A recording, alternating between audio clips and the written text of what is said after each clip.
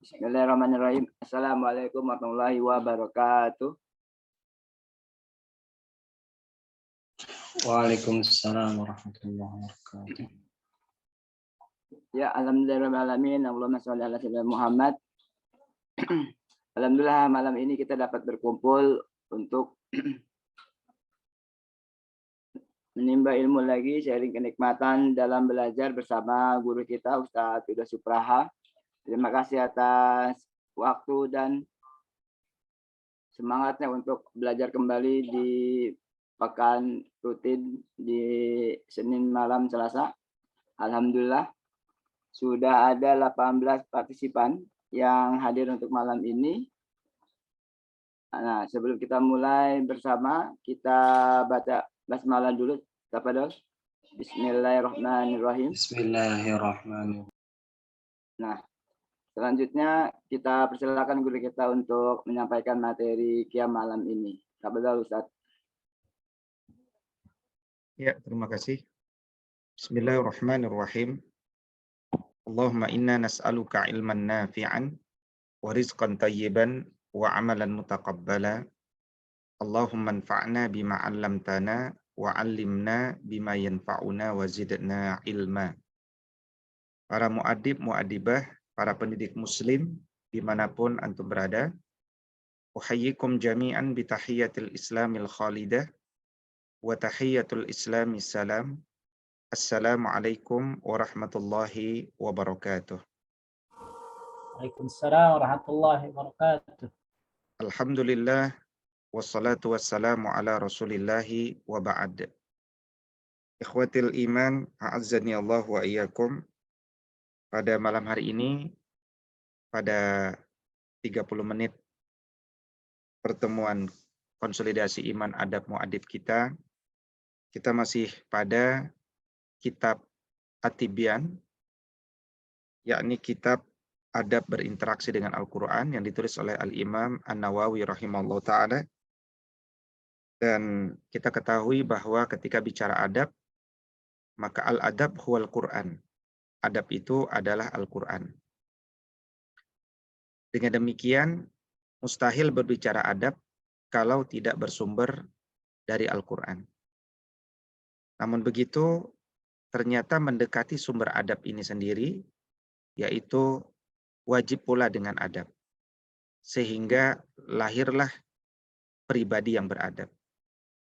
Karena itu pada pertemuan sebelumnya kita telah mengkaji bahwa ada adab yang di awal, ada adab dalam proses, dan ada adab yang menjadi tujuan. Kita sudah masuk pada bab yang ke-6 pada pertemuan ke-13 ini, yakni kita disuguhkan oleh beliau bagaimana kita mengambil keberkahan yang banyak dari sumber adab yaitu Al-Quran itu dengan menegakkan adab-adabnya. Karena itu fokus menghadirkan adab-adab dalam tilawah Al-Quran adalah sebuah keniscayaan agar mudah-mudahan Allah memberikan keridhoannya dan kehendaknya sehingga kita menjadi orang-orang yang alim dan faqih. Karena itu saya doakan para muadib, muadibah, para pendidik muslim semuanya, seluruhnya, mudah-mudahan senantiasa menikmati adab. Karena kenikmatan kita pada adab itulah yang sejatinya akan kita bagi kepada murid-murid kita. Baik, saya bacakan beberapa poin. Disebutkan oleh beliau pada Al-Babus Sadis fi Adabil Quran, bab yang ke-6 fi Adabil Qiraah, ya. Sini fi Adabil Quran, ya. Bab yang ke-6 dalam bab terkait tentang membaca Al-Quran, bahwa hadzal bab huwa maqsudul kitab. Kalau kita tahu kitab ini ditulis, maka maksud penulisan kitab itu sebenarnya ada di bab yang sekarang kita kaji ini. Jadi setelah sekian lama kita mengkaji, bab inilah sebenarnya maksud daripada tujuan itu. Wa huwa muntashirun jiddan. Dan bab ini bab yang sangat sering dikaji, karena itu dia menjadi satu bab yang sangat populer di kalangan penuntut ilmu. Wa ana usyiru ila atrafin min maqasidihi karahatal italah. Tapi Imam Nawawi hanya akan mengangkat beberapa poin saja, karena beliau tidak ingin di kitab ini beliau menulis terlalu panjang lebar, dan khawatir nanti pembacanya menjadi bosan. Ya, karahatil italah wa khaufan ala qari'ih minal malalah. Ya, jadi khawatir nanti pembacanya jadi bosan. Maka fa'awwal zalik, yang pertama terkait tentang adab tilawah Al-Quran ini adalah annahu yajibu alal qari al-ikhlasu kama qaddamnahu. Wajib untuk menghadirkan keikhlasan ketika membaca Al-Quran, dan persoalan keikhlasan ini sudah selesai kita kaji secara mendalam pada beberapa rekaman video sebelumnya. Yang pada intinya diantaranya adalah para muaddib itu, kita ini haruslah menjadi pribadi yang mencontohkan bahwa semangat kita tidak bergantung kepada apapun yang sifatnya duniawi. Semangat kita tidak bergantung pada siapapun yang ada di dunia. Karena semangat kita hanyalah mencari keridhaan Allah Subhanahu wa taala.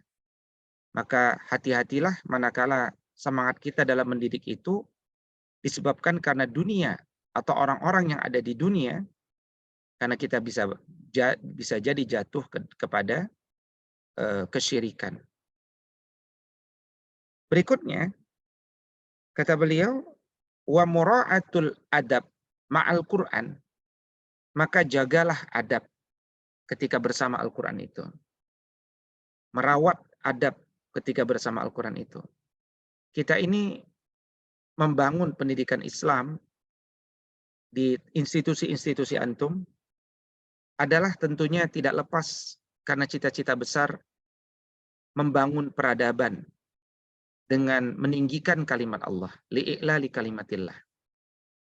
Tapi bukankah kita sudah paham bahwa tidaklah tegak peradaban kecuali ditegakkan oleh orang-orang yang beradab.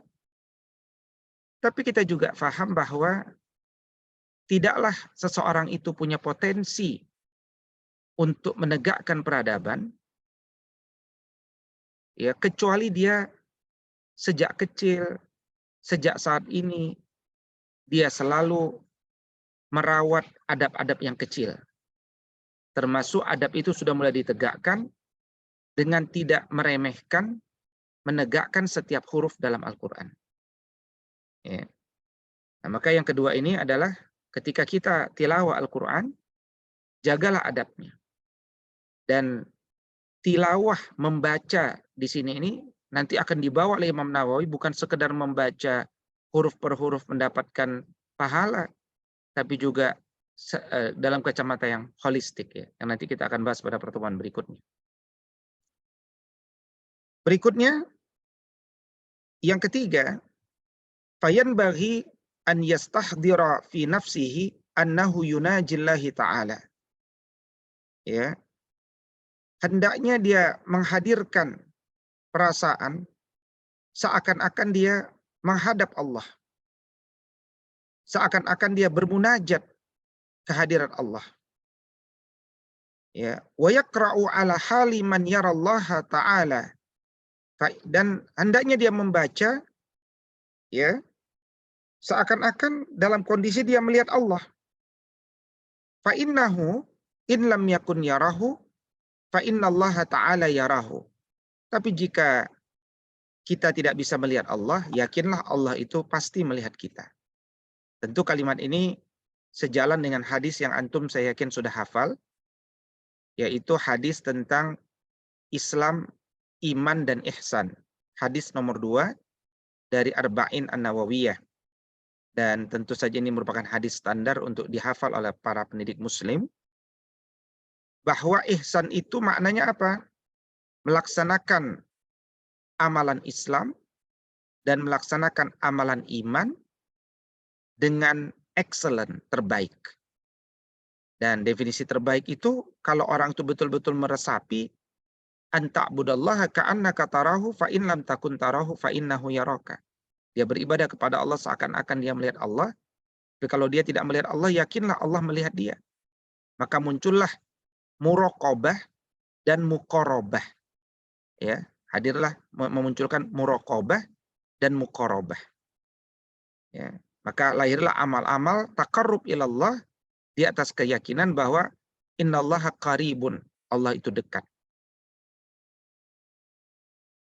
Maka ada korelasi meyakini Allah itu dekat dengan semangat pengorbanan.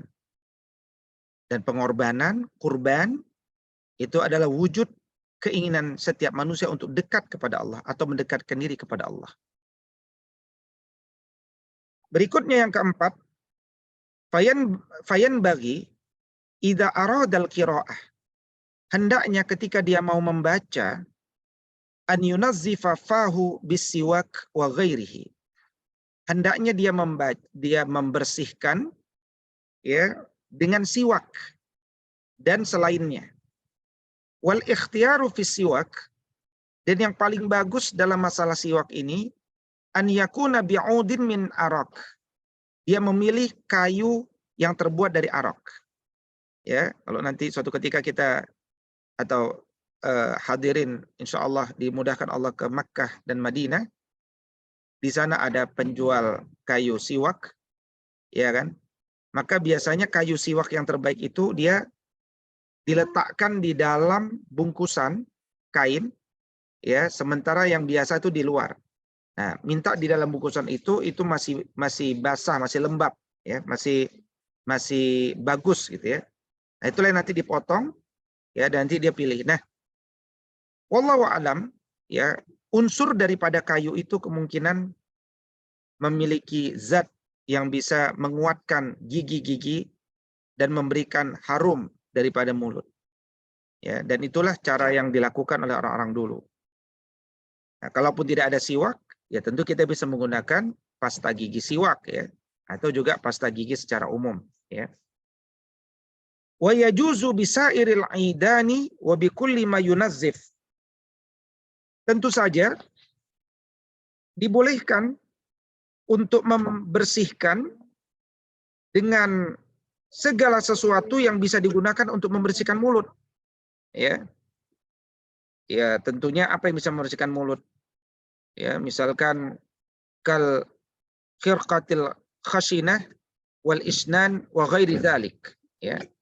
Bisa menggunakan kain yang kasar, ya, bisa menggunakan kain yang kasar, atau bisa juga menggunakan yakni wa fi husulihi bil isba'il khashinati salasa aujih li ashabi Syafi'i rahimallahu taala.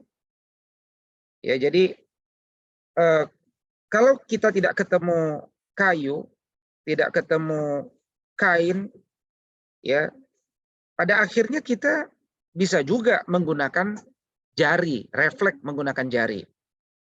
Nah, tapi disebutkan bahwa dalam perkara menggunakan jari untuk membersihkan mulut, wa fi husulihi bil isba'il khashinati salasatu aujuh li ashabi Syafi'i rahimallahu taala. Jadi para ulama mazhab Imam Syafi'i beranggapan bahwa masalah bersiwak ini tidak sama pendapatnya. Ya, terbagilah kepada 3 pendapat. Bahwa asharuha, pendapat yang paling masyhur, annahu la yahsul, bahwa membersihkan mulut dengan jari itu dianggap belum bersiwak. Watsani yahsul, pendapat yang kedua sudah dianggap bersiwak.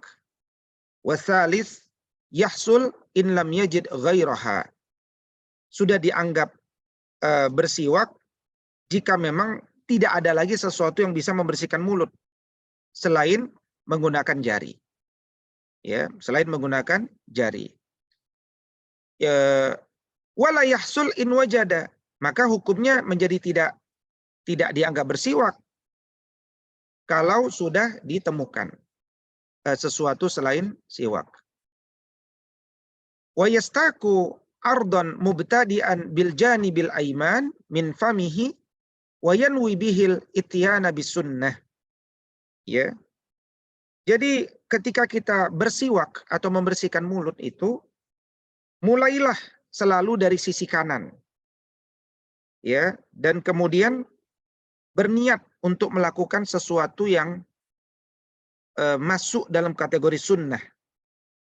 Karena itu qala ba'dul ulama, sebagian ulama berkata yaqulu 'inda siwak, ketika kita hendak membersihkan mulut atau bersiwak atau sikat gigi, bacalah doa. Ya, bacalah doa. Apa bunyi doanya? Ustadz Supriyadi.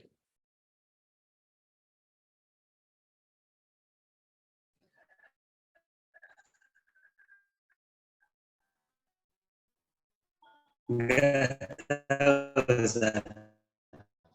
Ya, putus-putus ya. Jadi Oh, bunyi doanya ya adalah Allahumma, ya Allah, barikli, berkahilah aku, fihi, dalam masalah ini, dalam siwak ini maksudnya, ya arhamar rahimin, wahai yang maha pengasih lagi maha penyayang.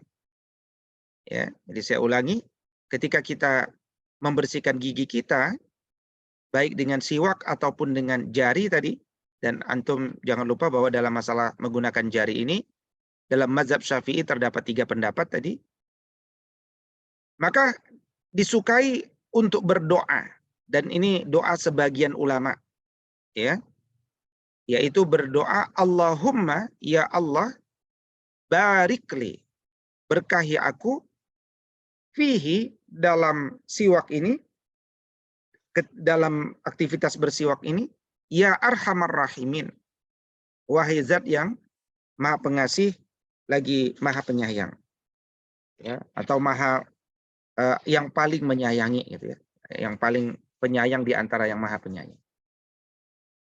Ya. Boleh Ustazah Azizah mengulangi doanya tadi? Allahumma barik li fihi ya arhamar rahimin. Baik, barakallahu fiik. Kalau kita kenal seorang ulama bernama Imam Al-Mawardi, ya, kelak nanti setelah kitab ini kita akan membaca kitab beliau, Adabuddin wad Dunya. Qala Al-Mawardi min ashabis Syafi'i. Berkata Imam Al-Mawardi, dan beliau ini adalah seorang ulama yang jelas bermazhab Syafi'i.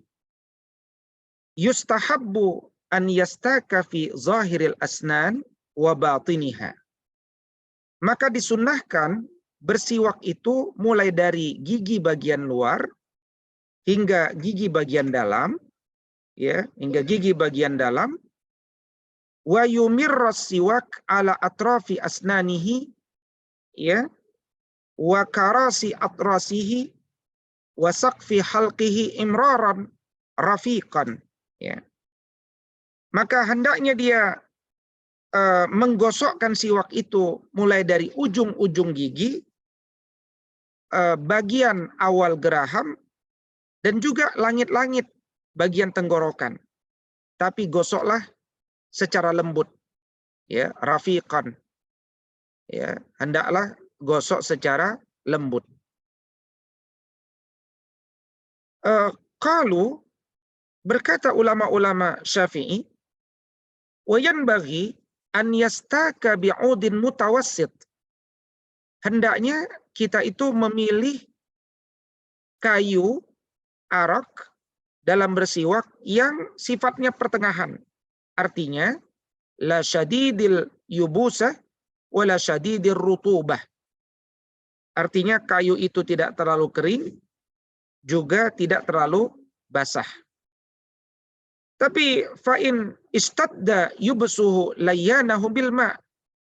Kalau memang ya dia terlalu kering, kata Imam Al-Mawardi, lunakkan dia dengan air. Ya, lunakkan dia dengan air. Wala ba'sa biistimali siwak ghairihi biiznihi. Ya, beliau juga mengatakan boleh, nggak ada masalah menggunakan siwak milik orang lain kalau orang lain itu mengizinkannya. Wa amma idza kana famuhu najisan bidamin au ghairihi, adapun jika mulutnya mengandung najis karena misalkan ada darah atau ada selainnya, ya, atau ada selainnya, fa innahu yukrahu lahu qiraatul Qur'an qabla ghaslihi. Maka sesungguhnya dimakruhkan bagi orang tersebut untuk membaca Quran sebelum dia mensucikannya, ya, mencucinya, membersihkannya. Wahal yahrum, apakah yang demikian itu haram? Ya, maka qala Ar-Ruyani, berkata Imam Ar-Ruyani, ya, Imam Ar-Ruyani ini karena berasal dari kata Ruyan, ya, Ruyan itu nama negeri yang terkenal ya dulu, Ruyan. Sama Imam Nawawi juga dari desa Nawa. Dan juga bermazhab Syafi'i, min ashabis Syafi'i. Diriwayatkan an walidihi, ya, diriwayatkan, beliau meriwayatkan dari ayahnya, yahtamilu wajhaini, dalam hal ketika mulut ada darah, maka dalam hal ini ada dua pendapat. Wal asahu la yahrum, yang sahih adalah hukumnya tidak haram. Hukumnya tidak haram dalam membaca Al-Quran. Ini yang sahih. Ketika mulut kita ada darahnya, maka yang sahih adalah menurut ayahnya Imam Ar-Ruyani, ya, dan ini menunjukkan Imam Ar-Ruyani belajar langsung dari ayahnya, maka hukumnya tidak haram. Baik, berikutnya suci dari hadas, ya, suci dari hadas. Ya, jadi suci dari hadas. Disebutkan bahwa wa yustahabbu an yaqra al-Qur'an wa huwa ala taharah. Disunnahkan ketika kita baca Quran kondisi kita suci. Ya. Fa inna qara'a muhdisan bi ijma'il muslimin. Ya. Wal ahaditsu fihi katsiratun ma'rufah. Tapi kalau seseorang itu membaca Quran masih ada hadas, maka menurut ijma' kaum muslimin membaca Quran dalam kondisi berhadas masih dibolehkan. Dan hadis-hadis dalam masalah ini begitu banyak dan begitu terkenal. Ya, kalau disebut berhadas di sini maksudnya selain junub, haid, nifas. Ya, artinya maknanya adalah hadas kecil. Ya, maknanya adalah hadas kecil. Qala Imamul Haramain, berkata Imam Al-Haramain, wala yuqal, tidaklah disebutkan irtakaba makruhan. Jadi kalau ada orang belum berwudu masih memiliki hadas, ya, masih memiliki hadas, maka tidak disebutkan bahwa orang itu melakukan perbuatan yang makruh. Jadi tidak dihukumi makruh. Ada orang belum berwudu selama tidak junub, haid, wan nifas, dia membaca Quran, tidak disebut bahwa hukumnya makruh, tidak, kata Imam Haramain. Bal huwa tarikun lil afdal, tapi dia meninggalkan yang utama. Jadi orang itu sebenarnya meninggalkan perkara yang afdal, yang utama. Fa in lam yajidil ma tayammam, kalau memang tidak ditemukan air sehingga dia tidak bisa berwudu, kalau persoalannya itu, maka dia bisa tayammum. Ya, dia bisa tayammum. Adapun wal mustahadah fi zamanil mahkum bi annahu tuhrun. Ya, perempuan yang istihadah selama fase-fase di mana keumumannya sebenarnya suci, maka hukumnya, ya, hukmuha hukmul muhdis. Hukumnya adalah seperti hukum wanita yang sedang berhadas secara umum. Maka dia hendaknya bersuci, ya, karena istihadah itu kan tidak jelas berhenti kapan. Tapi karena itu Kalau menunggu bersihnya dia tidak akan boleh jadi tidak akan mendapatkan kejelasan kebersihannya, maka dikembalikan kepada al-mahkum. Ya. Adapun wa ammal junub wal haid, adapun yang junub dan haid, orang yang haid, fa innahu yahrumu alaihima qiraatul Qur'an. Maka haram bagi keduanya untuk membaca Al-Qur'an. Sawa'un kana ayatan au aqalla minha. Meskipun dia membaca satu ayat atau bahkan sebagian daripada ayat, ya. Hatta dia baca satu ayat atau mungkin potongan daripada ayat itu. Wa yajuzu lahuma ijra'ul Qur'an ala qulubihima min ghairi talaffuzi bihi. Tapi tetap dibolehkan bagi wanita yang haid dan laki-laki perempuan yang junub untuk membaca Quran selama dibaca di dalam hati, tidak pakai talaffuz, tidak dilafazkan. Dia hanya di dalam hati. Wa yajuzu lahuma an-nazaru fil mushaf wa imrarihi 'alal qalbi. Boleh dia itu melihat langsung ke mushaf dan membacanya di dalam hati.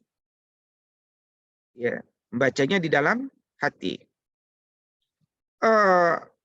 Wa ajma'al muslimuna ala jawazit tasbih wa tahlil wa tahmid wa takbir wa salati ala Rasulillah sallallahu alaihi wasallam wa ghairi zalika minal azkari lil junubi wal haid.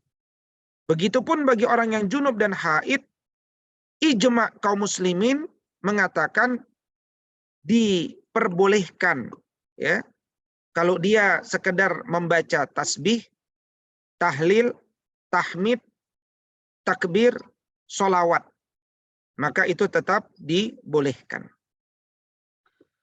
Qala ashabuna, berkata sahabat-sahabat kami, artinya ulama-ulama di dalam mazhab Syafi'i, wa kadza idza qala lil insan,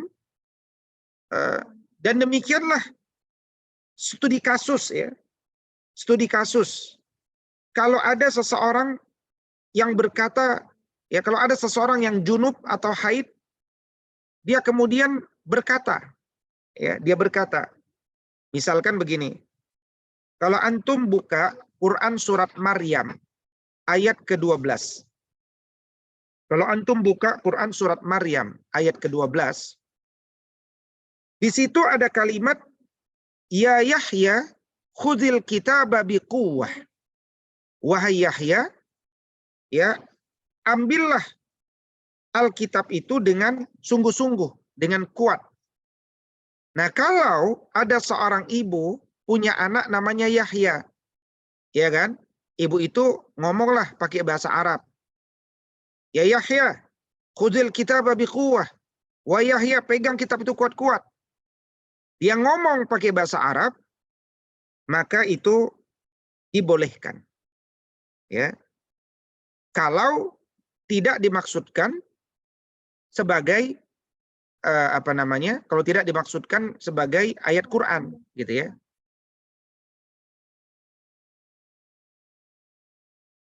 Baik, kalau dimaksudkan, nah itu satu contoh. Nah berikutnya, dibolehkan juga seseorang membaca, ya, misalkan dalam Quran surat Al-Baqarah ayat ke-156, ya. Allah mengatakan inna lillahi wa inna ilaihi raji'un, ya kan? Nah, kalau kita dapat musibah, kita refleks bilang inna lillahi wa inna ilaihi raji'un. Kita sebutkan inna lillahi wa inna ilaihi raji'un bukan bermaksud untuk membaca ayat Quran atau potongan ayat Quran dalam posisi kita haid ataupun junub, maka hal itu boleh selama tidak dimaksudkan membaca ayat Al-Quran. Tapi kalau dimaksudkan untuk membaca ayat Al-Quran, maka membaca inna lillahi wa inna ilaihi raji'un ini pun tidak diperbolehkan. Begitu juga ketika kita membaca Quran surat Az-Zukhruf, ya, ayat ke-13. Surat Az-Zukhruf ayat ke-13. Yaitu ada bacaan subhanalladzi sakhkhara lana hadza wa ma kunna lahu muqrinin, ya, dan disebutkan bahwa qala ashabuna al-khurasaniyun wa yajuzu an yaqula 'inda rukubid dabbah. Jadi ulama-ulama Khurasan mengatakan kalau ada orang naik kendaraan dia baca doa itu boleh selama niatnya baca doa bukan baca ayat Quran. Ya. Itu boleh. Berikutnya Quran surat Al-Baqarah ayat ke-201. Quran surat Al-Baqarah ayat 201, di situ ada kalimat Rabbana atina fid dunya hasanah wa fil akhirati hasanah wa qina adzabannar. Maka idza lam yaqsida al-qiraah, maka dia boleh, ya, tapi kalau maksudnya adalah membaca ayat Quran, maka dia tidak boleh. Nah, di sini kita belajar ada kaidah fikih al-umuru bimaqasidiha. Perkara itu tergantung pada maksud-maksudnya. Qala Imamul Haramain, berkata Imam Al-Haramain, fa in qala al-junub, ketika orang yang junub mengatakan bismillah walhamdulillah, fa in qasadal qiraah asa, kalau dia baca bismillah itu ada ayat 1, surat 1 ayat 1, alhamdulillah surat 1 ayat 2, ya kan? Jika dimaksudkan untuk membaca Quran, kata Imam Al-Haramain, maka dia telah bermaksiat. Wa in qasada dzikra aw lam yaqsid syai'an lam ya'sam. Tapi kalau maksudnya zikir, ya, maksudnya tidak dimaksudkan untuk tilawah Quran, maka orang itu tidak berdosa. Ya, orang itu tidak berdosa. Nah, ada ilmu baru juga yang penting, dan ini wawasan saja bagi antum dan bagi kita semuanya. Wa yajuzu lahuma qira'atu ma nusikhat tilawatuhu, ya, dibolehkan membaca ayat yang telah dinasakh tilawahnya. Yang telah dinasakh tilawahnya. Ya. Yang telah dinasakh tilawahnya. Nah, jadi ayat-ayat yang telah dinasakh, ya, misalkan, ya,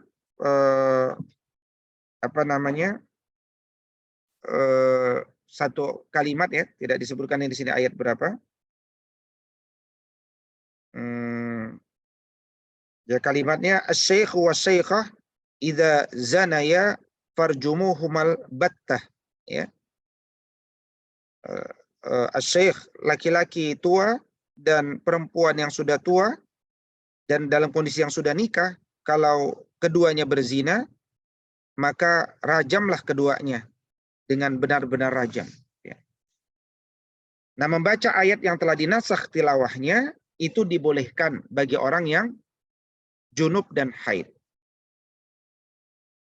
Baik, kira-kira itulah potongan matan yang telah kita baca pada 30 menit ini. Sebagai penutup, ya, seperti biasa kita hendaknya menikmati satu hari satu ayat, dan sampaikanlah satu hari satu ayat itu kepada murid-murid kita di sekolah. Ya. 5 ayat yang saya pilih buat Senin, Selasa, Rabu, Kamis, Jumat. Yang pertama adalah terkait tentang haid. Ya.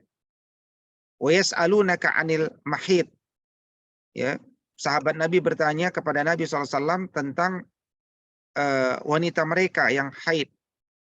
Kata Nabi, qul huwa adza, itu adalah kotoran, fa'tazilun nisa'a fil mahid, jauhilah menyentuh istri ketika haid, ya, wala taqrabuhunna hatta yathur, kecuali dia sudah bersuci, ya, fa idza tatahharna fa'tuhunna min haitsu amarakumullah, kalau udah suci Silakan lanjutkan. Innallaha yuhibbut tawwabin wa yuhibbul mutatahhirin. Ya. Yang pertama. Yang kedua, ayat ini terkait tentang keikhlasan, ya. Menguatkan keikhlasan.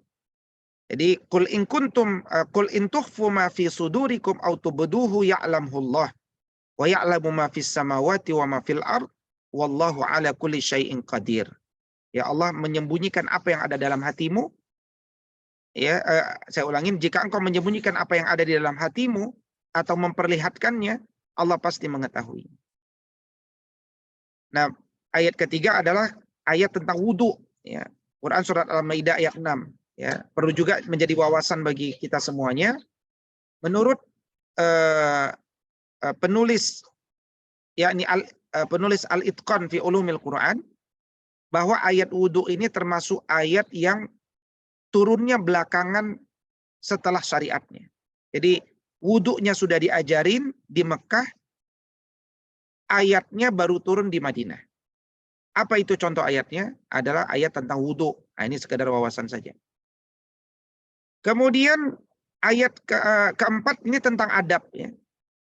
Tentang tidak meremehkan adab-adab yang kecil. Yaitu perkataan Luqman kepada anaknya supaya selalu termotivasi untuk menegakkan adab-adab yang kecil meskipun tidak banyak yang tahu.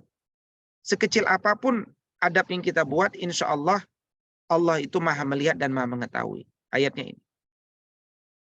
Dan yang kelima adalah ayat untuk semakin menguatkan bahwa Allah Subhanahu wa ta'ala senantiasa mengawasi kita, dan Allah juga menugaskan malaikat-malaikat untuk melaporkan hasil-hasil pengawasannya atas kita. Ma yalfizu min qaulin illa ladaihi raqibun atid. Tidak ada yang terucap melainkan di sisinya ada pengawas, ya, yang selalu siap mencatat. Kira-kira sampai di situ dululah pertemuan kita pada kali ini. Kalau ada yang ingin ditambahkan dipersilahkan. Aqulu qauli hadza wa astaghfirullah li wa lakum. Wassalamualaikum warahmatullahi wabarakatuh. Waalaikumsalam warahmatullahi wabarakatuh. Ya, Masya Allah, tabarakallah. Materi malam ini tentang adab tilawah Quran. Mudah-mudahan menjadi bekal kita ini. 2 hari lagi kita akan berpuasa di bulan Ramadan, di bulan penuh berkah, Syahrul Quran, bulan perjuangan. Mudah-mudahan ini menjadi amalan kita, menghapus dosa kita seumur hidup di bulan Ramadan ini. Tafadhol. Asal kata saja yang ada yang ingin menambahkan atau ingin bertanya. Ya, sekalian kita tentu saling bermaafan, ya, pada para pendidik, ya, dan juga bagus tradisi ini, tradisi, ya, supaya kemudian hubungan kita kepada Allah selesaikan, qodok puasa, qodok sholat, hubungan muamalah hutang piutang selesaikan, hubungan hati selesaikan, sehingga betul-betul kita masuk ke bulan suci Ramadan, insya Allah 2-3 hari ke depan dalam kondisi bersih, sehingga kita menjadi lebih bersemangat dan lebih baik lagi. Dan saya doakan selamat menunaikan ibadah Ramadan insya Allah pada tanggal 1 Ramadan nanti. Mudah-mudahan ibadah tersebut akan membersihkan dosa-dosa kita dan mengangkat derajat kita, memberikan keberkahan juga buat antum semuanya. Dia adalah terminal ruhani bagi kita. Itu saja mungkin saya tambahkan sedikit. Amin, amin ya rabbal alamin. Alhamdulillah. Malam ini ada 32 partisipan. Mudah-mudahan kita semua diberkahi. Malam ini kita tutup dengan membaca hamdalah. Alhamdulillah. Dan kita bersama dengan kafaratul majelis. Subhanakallahumma la ilaha illa anta astaghfiruka wa atubu ilaik. Ya, jazakallah khairan Ustaz Yuda atas ilmunya, dan terima kasih atas keluangan waktunya singkat saja. Sampai ketemu lagi di pekan depan, kesempatan yang lain. Assalamualaikum warahmatullahi wabarakatuh. Waalaikumsalam warahmatullahi wabarakatuh. Mas Ruri sehat selalu, Mas Ruri. Ya. Semuanya barakallah, sehat selalu. Mohon izin. Alhamdulillah, Ustaz. Barakallah. Ya, kamu.